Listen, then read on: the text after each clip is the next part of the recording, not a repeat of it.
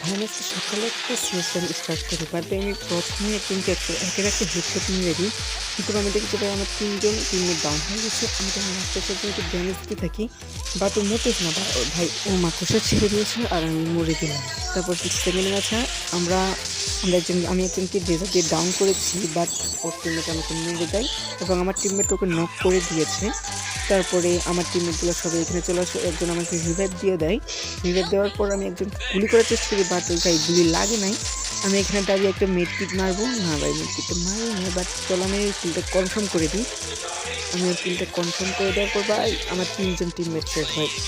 ভাই আমি মরে গেলাম। তারপর রাউন্ডে ভাই ৩ নাম্বার রাউন্ডে আমার মধ্যে হেরে গেছি ভাই। ৪ নাম্বার রাউন্ডে ভাই আমার এখানে একজন আসছে ভাই। ও কোথাও স্ক্যাম 40 দিয়ে হেডশট নিতে ভাই একজন নক হয়ে গেছে। চলো আমাকে কনফার্ম দিয়ে উপরে ওইদিকে যাই। ওদিকে আরেকটা এনিমি আছে।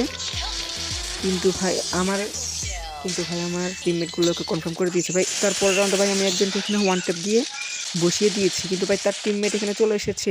ভাই ও আমাকে মেরে দিয়েছে। কিন্তু চলো আমাদের লাস্টে একজন টিমমেট আছে ভাই, ওকে মেরে দিয়েছে আর আমরা ম্যাচটা হেরে গেলাম।